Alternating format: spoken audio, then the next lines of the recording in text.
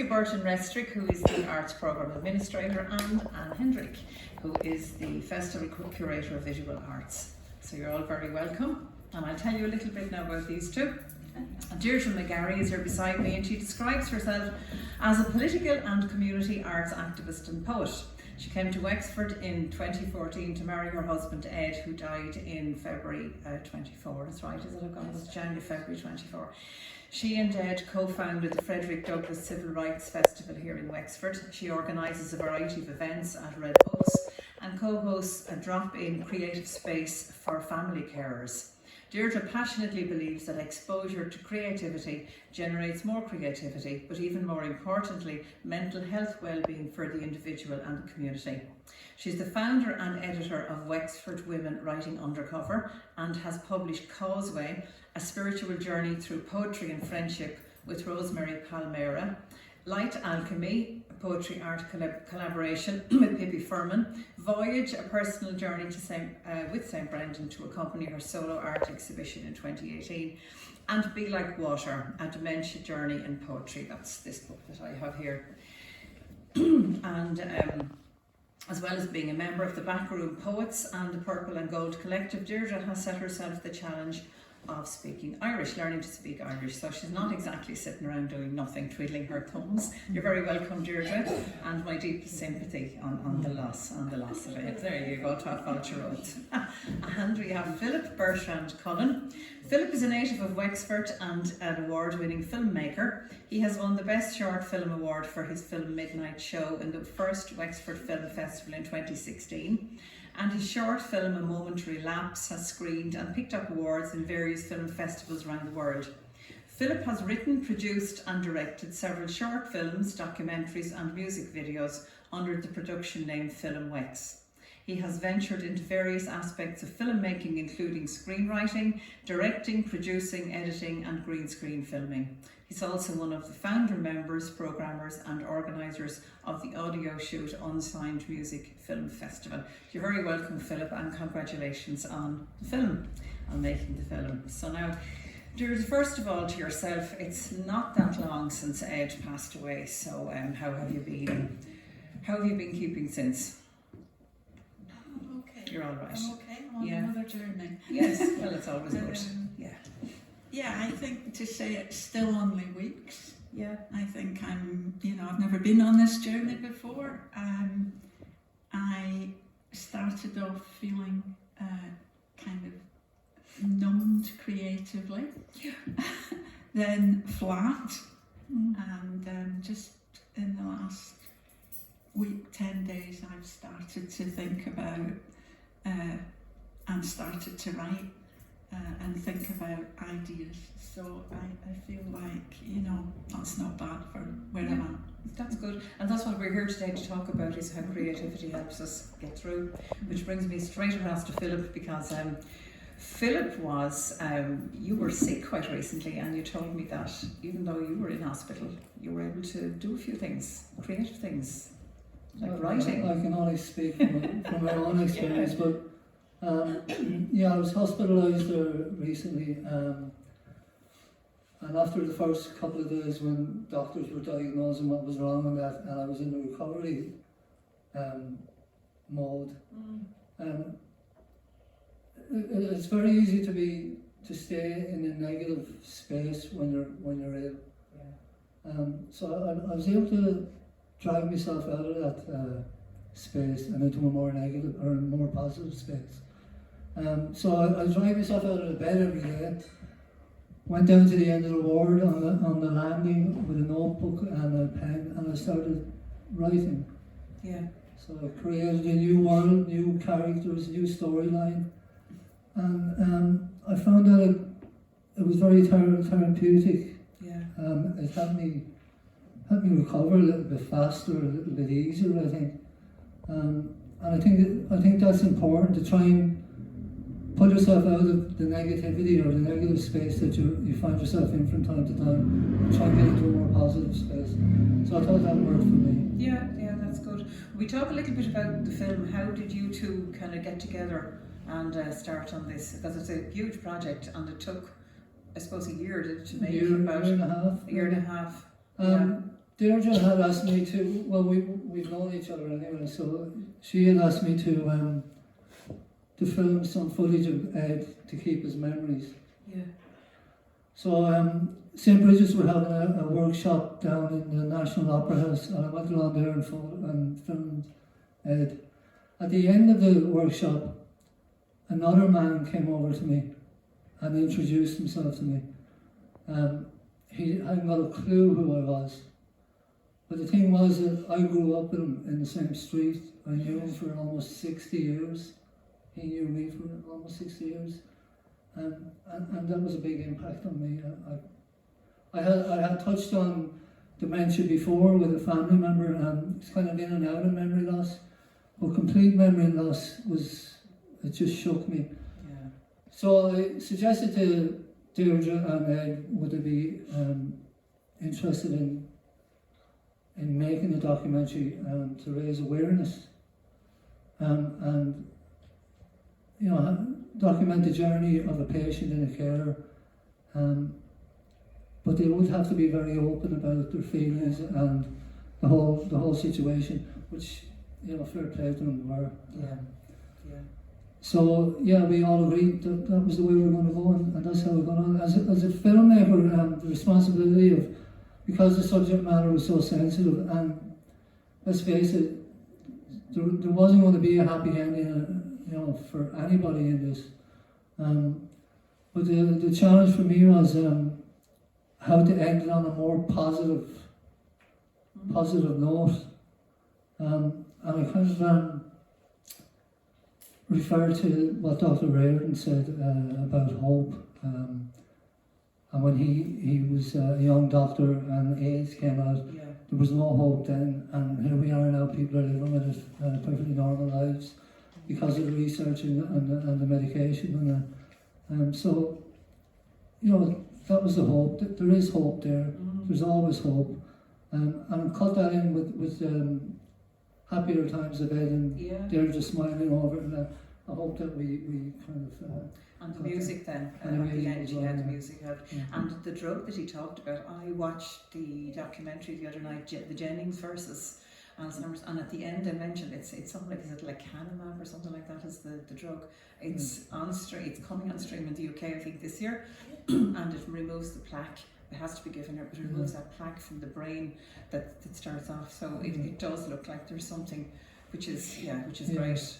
Yeah. And there's something 2 or 3 other drugs as well that they're interested in as well. So it's going to come at some stage. It'll come where it'll slow the disease down anyway, at least. Yes. And people will get more time. There's always hope. And Deirdre, Ed was on board with the film, was he? Was comfortable with it and everything, yeah. And I think he, it was very important to him. He'd obviously been involved in making bits of music videos and short little pieces through his meeting Laura Way. And so being on filming was a sort of comfort zone that he wasn't frightened of it. He was a very open person anyway about his feelings and his life, So I suppose he was an ideal character to make the film. And even when at the end, when he was going into nursing home care, the Dr. Reardon asked him if he had any questions about that. Yeah. And he just paused for a while, and then he said, "Has the filmmaker been in touch with you yet?" So it was like the thing that was the most important to him was that this film got finished. Yeah. And he was very open. He was able to talk about, the fact that his memory was failing. He was able to say that. He didn't balk at being in front of the camera with Philip. He did get great pleasure from doing the recording during that year as well. Actually, Philip went to film him in the recording studio because I had said to Philip, he's struggling to remember the words of songs, and it might make a good bit of footage. I was thinking exposing or disclosing, the struggle that he was now having. And that day, he sang that song on one take, straight through. And Philip said to me, "That I don't know what I'm going to do with that now, because that had kind of changed the plan." But it was great that he did that, because I think it made a great end to It the did, film. and you can see the pleasure that he's taking And in he singing. He looked- enjoys it so much. He looked so different, I think you'll agree, sitting there singing than he did when he was struggling to talk, and that was the same time period, wasn't it? So I think, the things that were meaningful to him creatively, they definitely enhanced his life in that year before he went into the nursing home. And the music continued to enhance his life in the nursing home. There was he loved singing, and they had a music therapist and somebody that used to do community singing, and they really encouraged Ed, and right up until the end, it was the thing that kind of, you knew it was the spark that was in him. Yeah. So, And it's the the whole thing of continuing the creative things that you did when you were young. So you need to start out early, you need to keep them going. and if you've got any kind of creative life in you, and everybody does in reality, but just fan that flame and keep it going. During that year as well, I was writing my poetry, and so out of that year, the last year that he was functioning in the community, we made a film. He recorded a CD, and I wrote the poetry book. So we continued to be quite productive. And we were very lucky. The people, lucky that I met Philip. And I want to just say, when Philip showed us the film, when he finished, there was not a thing that I would have changed. He was the most thoughtful, sensitive filmmaker, and we were, massively honoured by what he put into that film. And I'll be forever grateful to the film. Yes. And one of the things that struck me was something Ed says at the end, where he talks about your commitment to each other, that it was going to be until death do you part, and I just thought that was so moving. I know that you're a Christian, that you're a deeply Christian person, but this was Christian marriage. Well, and we've both been married before, several times. I won't go into that story, but we did believe in marriage, and so we kept trying. But yeah, I think for both of us, we were very, very lucky that we finally, found the love of our lives. Yeah, both of and us. it's very handy as well if one of the loves is a very good advocate for the person, because as we know, somebody who's ill, they need somebody to speak up for them and to find stuff for them, to find their resources to help them, and you were pretty good at that. Yeah, You're I a think good researcher, I think, are you? I think you probably realise, though, just I can see myself.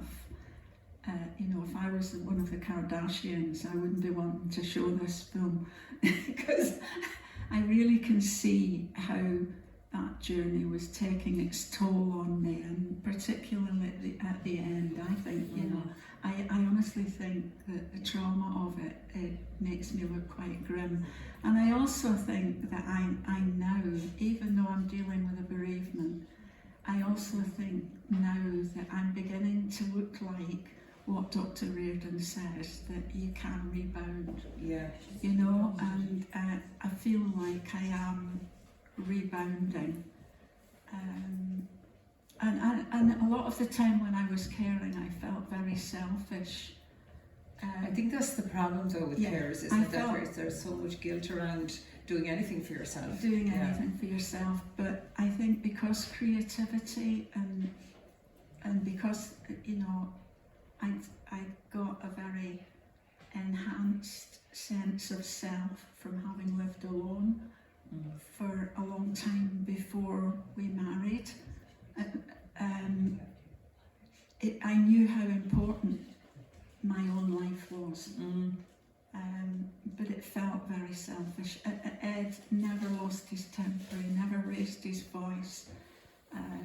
I can honestly say that, I was the crazy one that was all over the place. He was always quiet, calm, generous, forgiving. I was the one that was screaming that I needed space. That emphasises how much help a carer needs, doesn't it? Absolutely. When I think to myself that I was grateful, but 3 hours a week, that is pathetic. Yeah. That is pathetic. Yeah. Carers need help, desperately need help, and it's good to be grateful, but it's also good to be realistic and say that's not okay. If you want change in this society, it's voting day soon. Yeah. So tell us what you're at the moment, because I know you don't sit still. So what creative things are you doing at the moment? Are you doing any writing and editing and stuff like that? Well, I've started to write now. Right from the word go when Ed passed.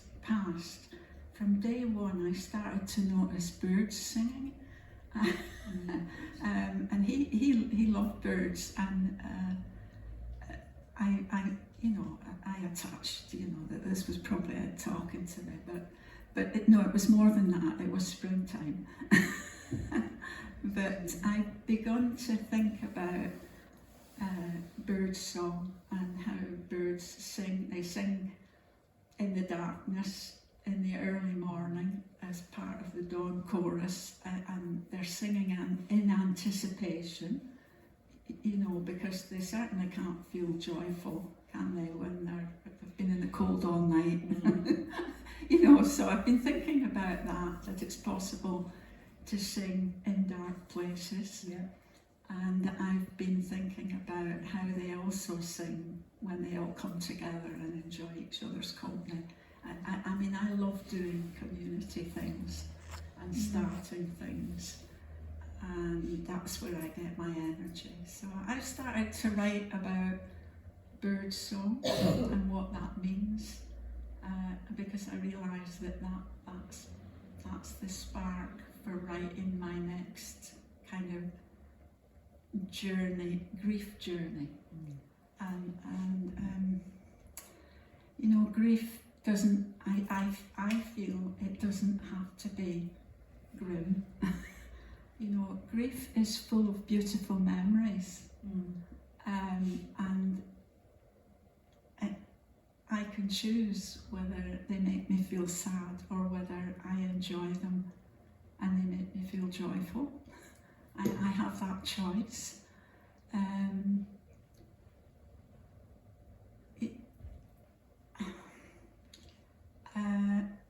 I want to go back to doing the things I enjoyed doing. I'm going on holiday on Friday, and I dug out my paint box and stuff to take, because I thought I'm going to paint when I'm away.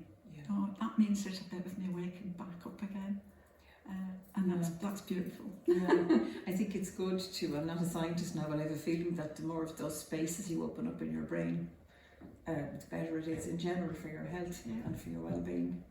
And I just started learning Irish just before Ed died, and I thought, if I don't go back to that class, I'll fall behind and I'll never catch up, so I'm going to have to go. So I'm doing that. I didn't learn Irish at school. I was at school in the north in County Antrim. I didn't learn Irish. So, and Irish is I don't need to tell Irish people, but Irish is a beautiful language, and it definitely is the kind of language that appeals to a poet.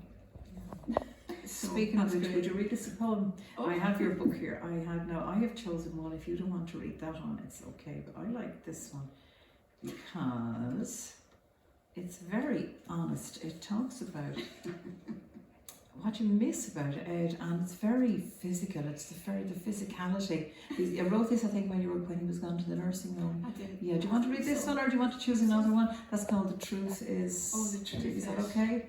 Okay, well, Yeah. you'll bear with me if I Yeah. get a wee bit emotional. Nothing wrong with emotional, but it's okay. And I am a physical person. I think we're on this earth for a reason, and it's to be engaged with the earth. The truth is, it's his body I miss, because I've already grieved his mind as it slipped away over the last years. I've taken over all the responsibility anyway. I was like a widow with a husband. All I had left was the comfort at night of his old strength, his beautiful skin, his tight muscles, and I enjoyed tracing the line of him with my finger and feeling the warmth of him seep into me and breathing his breath. And I loved the fuzz on his head, and what more can I say? I miss his body. I loved it and I miss it. And before he dies, I want to feel it, skin to skin, just one more time. And I was very blessed, I have to tell you, because Ed died. I was with him as he passed. I had my hand on his heart, and I felt his last heartbeat. And I got he opened his eyes, and I got his last look. And I felt inclined, and I do what I feel inclined to do most of the time. I felt inclined just to wrap myself around him, and I said, I'm going to stay with you till the warmth goes out of you. And so I got the last warmth. Okay. Well done. And I think if you want to be creative, you have to really engage with everything that's around you without any sense of, I shouldn't be doing this or I shouldn't be doing You that. kind of have to let yourself go like a child, the way children do. You have to don't care what you look like or what age you are or anything, any of those things. Do because what you it's feel. playing, isn't it? Do It's what like you playing. Yeah. And I always say to people when they're painting, because I facilitate drop-in art groups, and they say, what shall I paint? And I say, just play with the paint. Yeah. Just play with the paint. Go back to when you were, before the teacher told you were no good. Yeah. Yes. So now, has anybody got? Will we ask the audience if they want to? Has anybody got any questions, statements, anything they want to share with us? Yeah, There we I have go. a question. It's just in the movie, I noticed a couple of beautiful portraits of Ed. Are they your work? Is that your work? Had you? Oh, actually, was that the one playing the There saxophone? was one. Yeah, and there was a couple. Beside us, There was a couple in there. No, they Or weren't. maybe they weren't of Ed. They weren't of Okay, Ed, I was but they wondering. reminded me of Ed. Yeah, the Okay. art. He's one of my favourite artists. He's comes from Wexford, Dimitri Diamond, and he's one of my favourite artists and a friend. And yeah, I've got a couple of lovely pictures as well of hands. He does hands really well. There was a portrait of myself that Dimitri did. Okay. And there was a portrait, if you can call it such a thing, of Jesus with his hand outstretched. Yeah. There was another one there with Dennis Collins in that on stage. Oh, there were some photographs, and they were photographs of Ed, and then there was one that a painting that looked like him next to the photograph. Oh no, that was Jesus. No, I'm not talking about that one. I know There was a but there was saxophonist. a That yeah, well, Ed used to play a saxophone, and So that kind of reminded me. Of You have a beautiful portrait as well on the album, the music CD as well. We've got Ed's CD Yeah. and my poetry book, which are both for sale outside on the table. And on the CD, there is the front cover is a beautiful portrait of Ed, which Tony Robinson did, who used Stunning. to have Spectrum. Ed used to pose for artists, and they particularly liked it because they said that it would give them the challenge of a palette for dark skin, you know, because they were so used to painting white people. Nobody's white, nobody's black. But it was a different palette, you know, and his, I mean, I loved his skin, I have to say, you know, Anybody else? In the film, you mentioned that, Ed actually mentioned wanting to do the music and also write the book. And I was just wondering, have you collections of his writings that you would be publishing? He wrote the first part of a trilogy. Thank you. Thanks for coming. Don't worry. Thanks for coming. It was well worth it, you know. Thanks for coming. Thank you. So thank you for your Thank you for Thank you coming. for coming. Okay. Bye now. Thank you. Yeah, he wrote the first part of a trilogy before he came to Ireland, and he began to try to write the second part. COVID set him off, and he just could not do it, and it gradually deteriorated. And it was very sad to watch. He said that he started to say that he wanted to put pictures in it, and I think it was because he couldn't kind of organise his thoughts. Previously, he'd written 2 books since he was in Ireland. He wrote one exploring the idea of darkness, and darkness, you know, he obviously loved his own dark skin and honoured it, and he loved the idea that God was in the dark. He loved the idea that Jesus was black, and he was convinced of that, and I think he got good evidence. I think there's plenty of evidence to indicate he probably was, you know, so we were of that mind, but he had that kind of exploring mind, and he also wrote a book. He never changed his weight from when he left school to really till nearly the end of his life, and he maintained that with an eating program that he'd put together called Epicurism, which was about enjoying all kinds of foods but eating slowly. Mindful eating. Mindful eating. Mindful He was eating. way ahead of his time on that. Yes. And so he wrote a little handbook for anybody that had eating issues. So he was he was kind of multi-talented. Yes, go ahead. Can I ask Deirdre and Philip, when you started making the film, did you discuss together the kind of story, the arc of the film, or did you do that yourself, Philip, and then, or how did that? No, I did that myself. Yeah. And then I would, when I did do it, I would let Deirdre come in on it and look at it and make sure that everything was okay. I would have been well prepared to change anything that she wasn't happy with. It worked out that we were all happy with the way it went. Absolutely. Absolutely. I think for making a documentary as opposed to making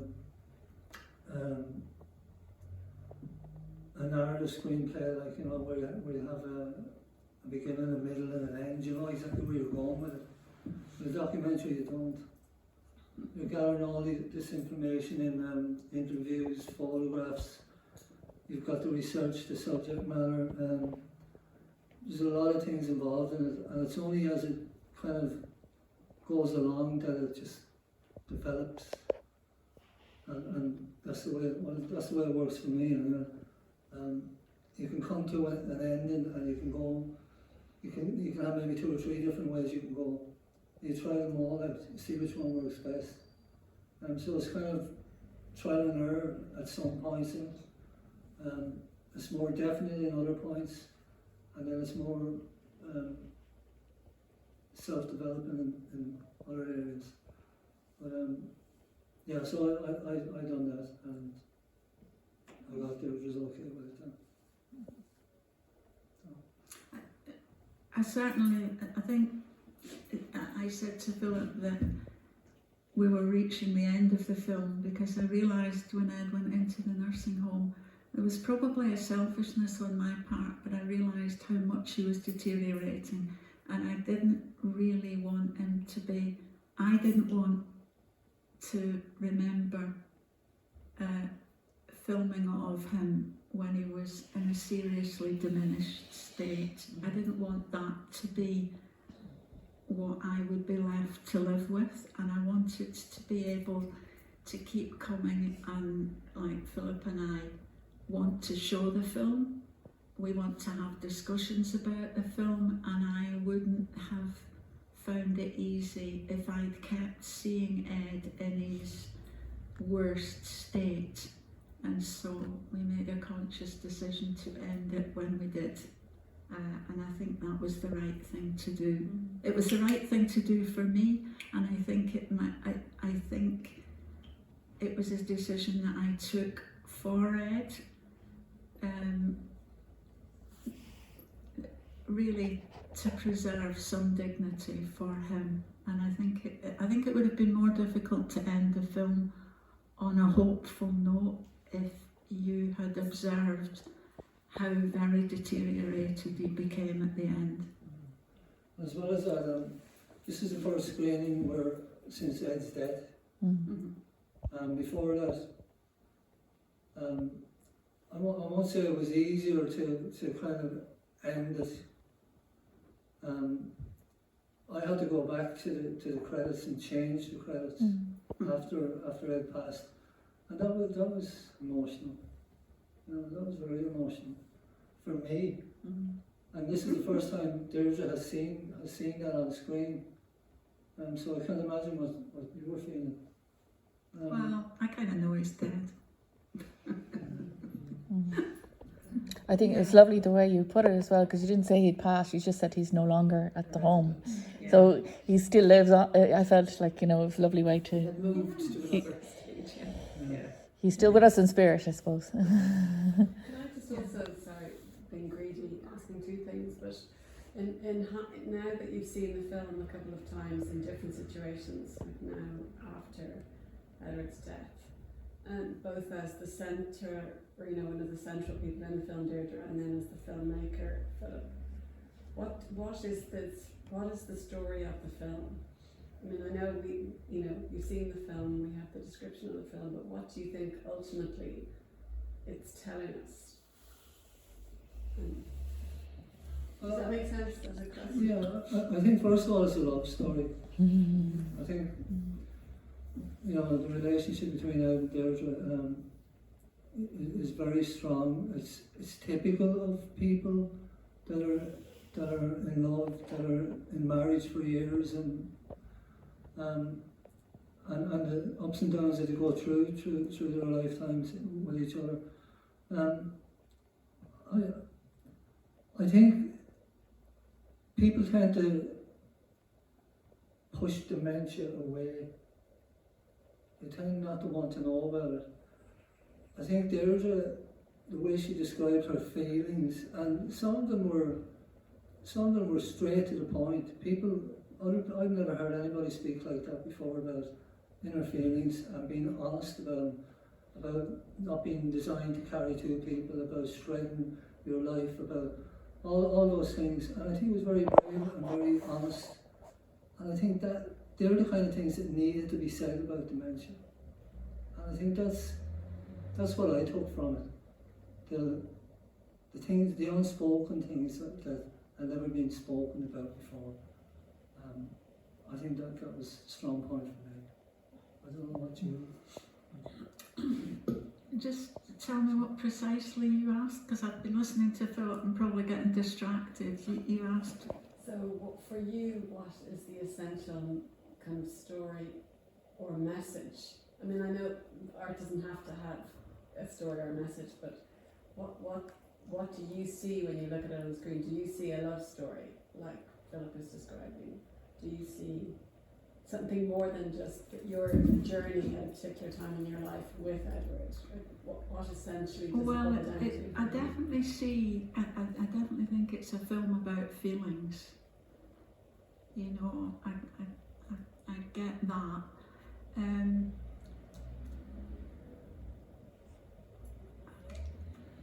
What I'm told by people by dementia professionals is that it's one of the best public information tools that they have any access to. You know, they've got plenty of leaflets, they've got plenty of professionals saying what's available, but they haven't actually got anything where real people are talking about what's actually happening to them. So I do think that the film is about allowing another voice to come into that area, the voice of the people who are actually going through the illness, caring for the illness, and that the things that we both say allow other people who are suffering or who are caring. We've opened the door and allowed them to speak and ask questions. I think she's called Emer Finn, who works down at the Memory Assessment Clinic in New Ross, says that I opened up about intimacy and sexuality, and that is a completely no-go area in Ireland, and it's an area which is more acknowledged and more developed in other countries around the world, and she sees that as being one of the taboos that the film broke. Now maybe I broke it because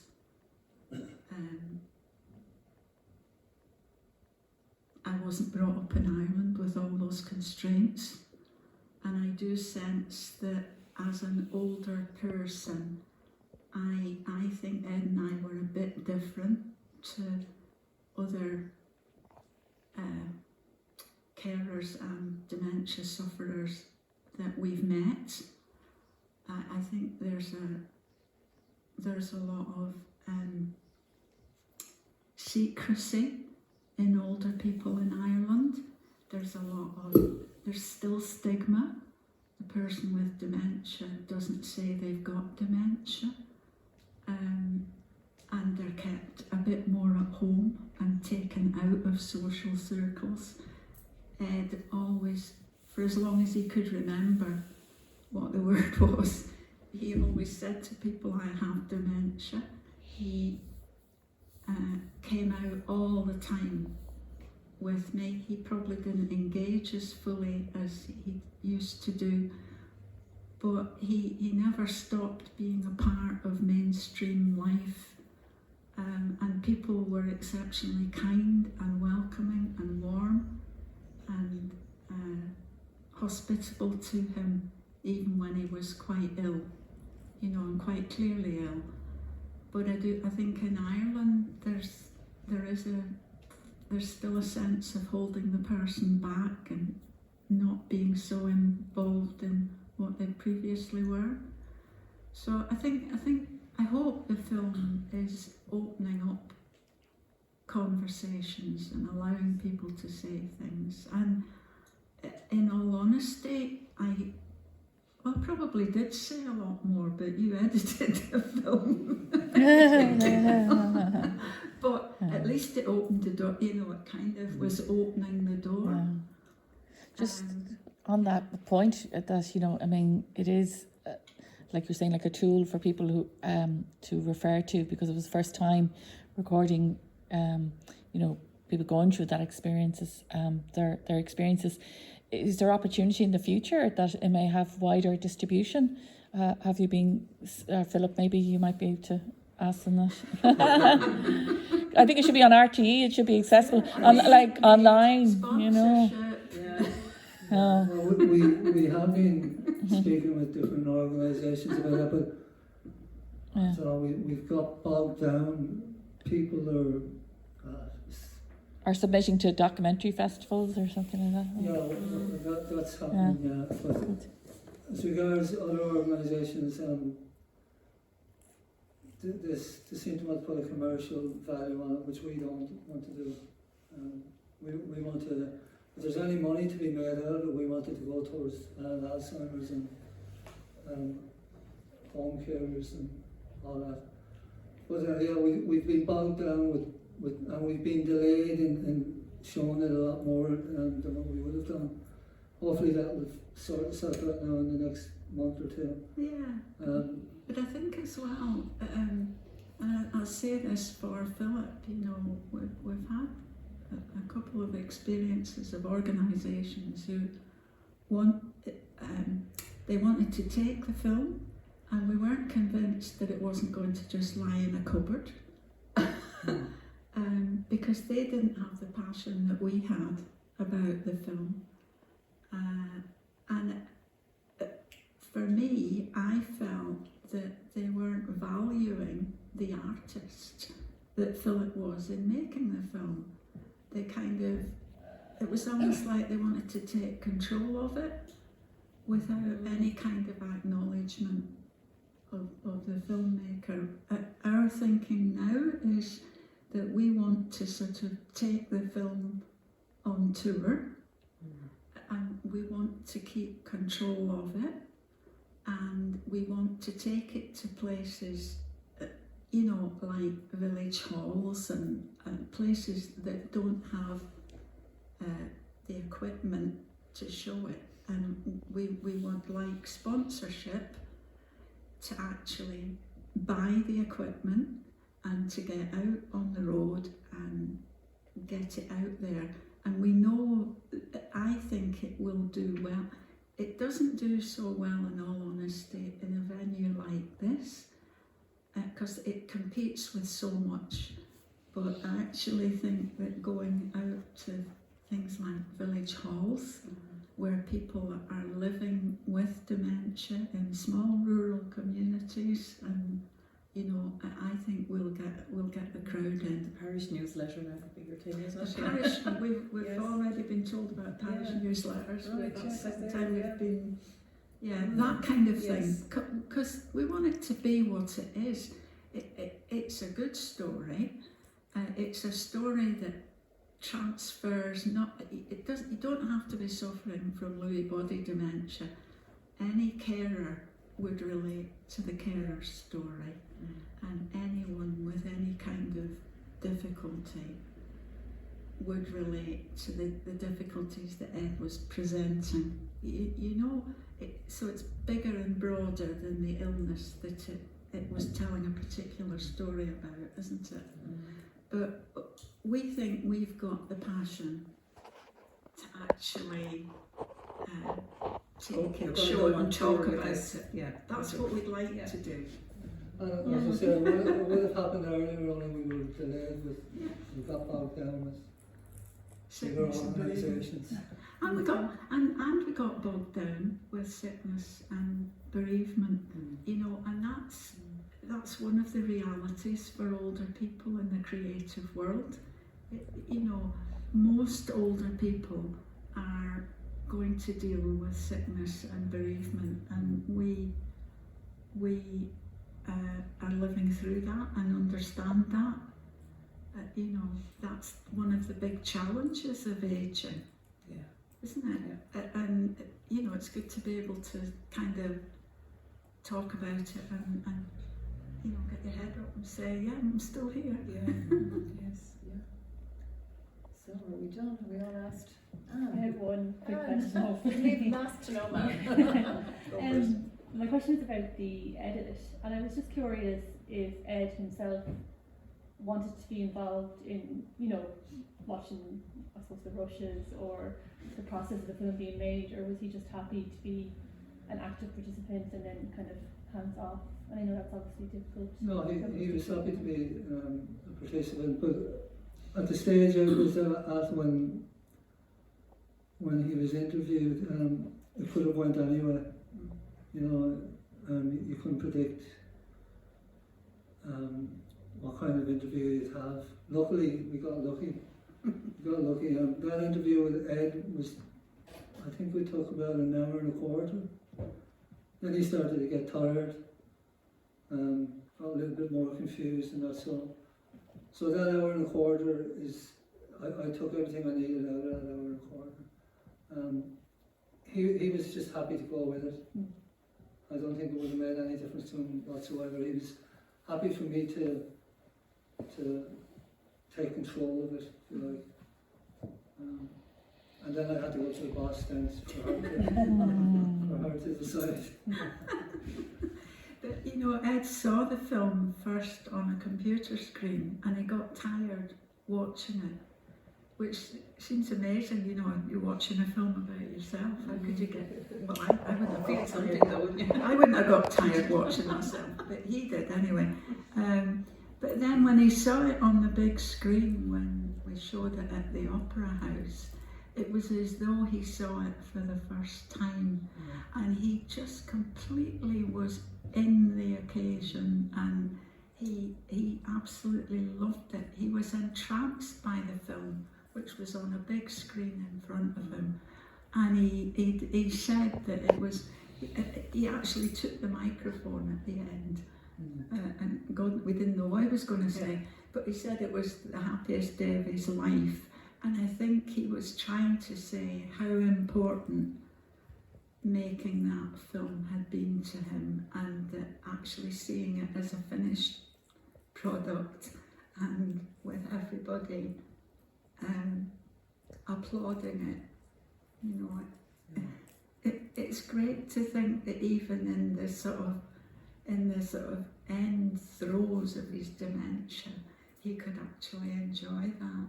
He came into the Opera House that night, and there was people on both sides of the door, the entrance to the theatre, and there was a lot of females along there. And he said, good evening ladies, how are we tonight?